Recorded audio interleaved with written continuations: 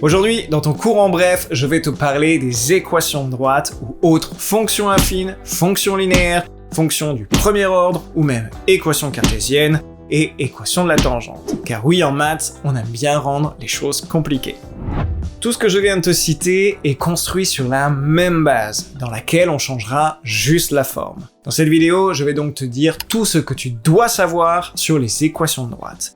Crois-moi, il n'y aura pas de meilleure situation pour revoir tout ça, car ces équations de droite, elles risquent de te suivre pendant un bon moment, et surtout dans un bon nombre de chapitres. Et parce que ce nouveau format s'appelle ton cours en bref et pas ton cours en 15 heures de vidéo, cette vidéo sera divisée en deux parties bien distinctes. Tout sur la partie graphique et tout sur la partie calculatoire. Alors, en avant pour la partie graphique des équations de droite.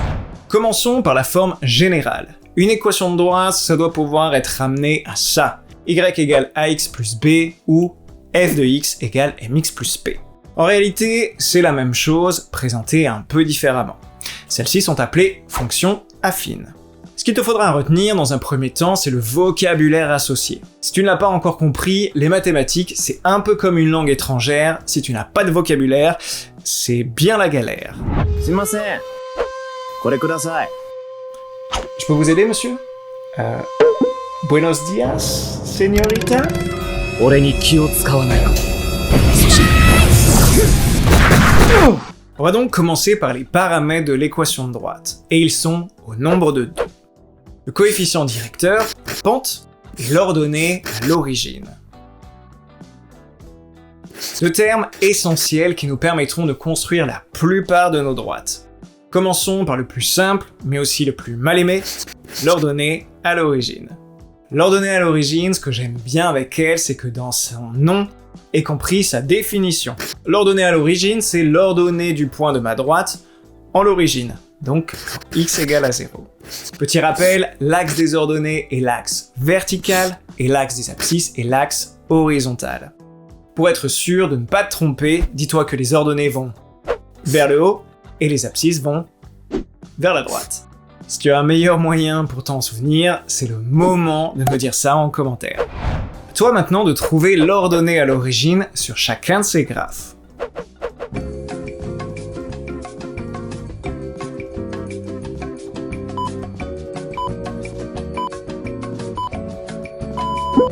Est-ce qu'on a bon? Si tu as commencé par entourer chacun des points d'intersection de tes droites et de l'axe des ordonnées, alors bravo, c'était bien ça. Dans le premier cas, l'ordonnée à l'origine est b égale 2, dans le second b égale moins 2, dans le troisième b égale 0, et dans le dernier b égale 1. Maintenant qu'on a réglé le cas du paramètre ordonné à l'origine, attaquons-nous au coefficient directeur. Et là, ce n'est pas la même histoire. La lecture sera un tantinet plus complexe. Et oui, j'ai dit un tantinet. Pour déterminer ton coefficient directeur, tu vas devoir partir à la recherche de deux points faciles à lire sur ton graphe. Quand c'est pratique, j'essaie d'utiliser l'ordonnée à l'origine comme point de départ et un autre point qui tombe sur les graduations. Une fois ces deux points trouvés, j'ai fait le plus dur du travail. Il me reste simplement à lire le chemin parcouru. Le coefficient directeur est le rapport du déplacement vertical pour aller d'un point à l'autre sur le déplacement horizontal. Revenons maintenant à nos graphes pour le trouver. Je vais partir de mon ordonnée à l'origine, qui est assez facile à lire, et je vais prendre un second point ici sur les graduations. Sache que dans ce jeu, tu n'auras le droit que de te déplacer verticalement et horizontalement pour atteindre ton point d'arrivée. Je t'encourage vivement à commencer par ton déplacement vertical, ce sera plus simple pour la suite. Je commence par aller vers le haut de 3 et vers la droite de 2. Lorsque mon déplacement vers le haut, il est positif. Lorsqu'il va vers le bas, il est négatif. De même, si mon déplacement va vers la droite, il sera positif, et s'il va vers la gauche, il sera négatif. On suit finalement le sens des flèches de notre graphe. Je rappelle, mon coefficient directeur se détermine en divisant le déplacement vertical par le déplacement horizontal. Dans ce premier cas, mon A est donc égal à 3,5.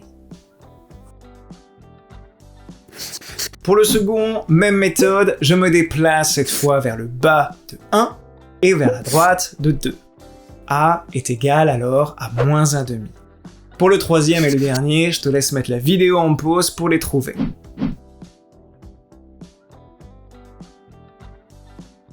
Tu obtiendras normalement A égale 4 et A égale moins 3/4.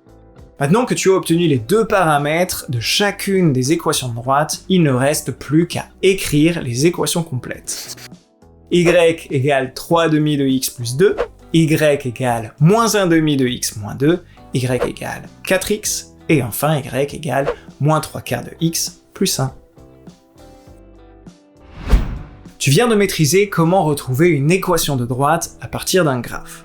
Il sera tout aussi simple de tracer ta droite à partir de son équation de droite en utilisant la même méthode, mais dans l'autre sens.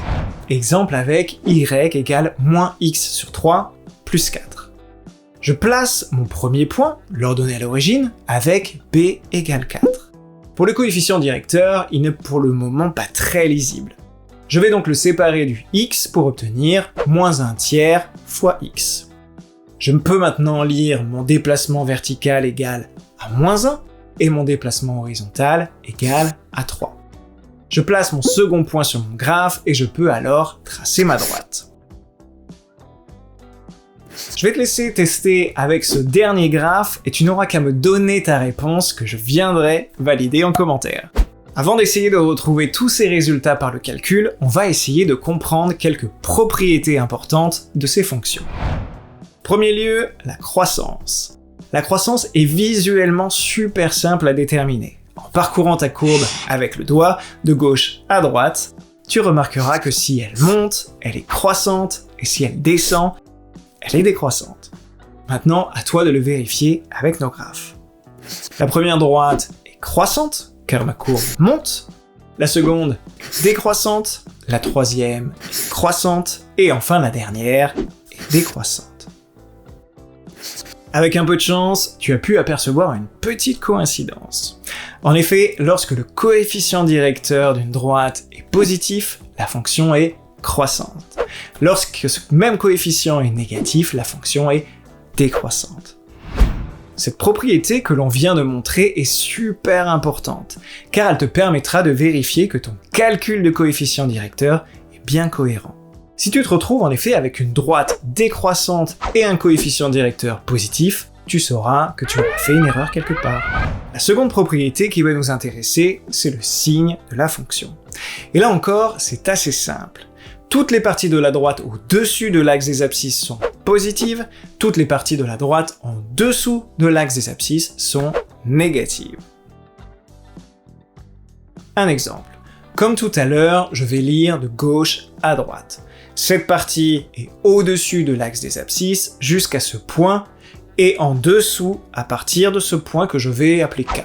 Cela signifie que ma fonction est positive sur l'ensemble moins l'infini k et négative sur l'ensemble k plus l'infini.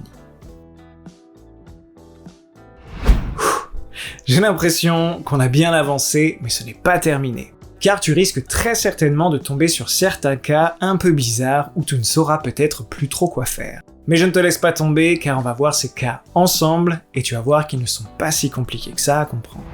Il se trouve que le premier cas que je veux te présenter, on l'a déjà vu dans les exemples précédents. C'est lorsque mon ordonnée à l'origine est nulle, b égale 0, je me rends compte que ma droite passe par l'origine 0. Cette fonction est appelée fonction linéaire et est notée y égale à x. Dans le second cas, c'est mon coefficient directeur qui est nul, a égale 0. Ma droite est une droite horizontale qui aura pour équation y égale b. Où b est toujours l'ordonnée à l'origine, on l'appelle, elle, fonction constante. Enfin, le dernier cas est celui de la droite verticale.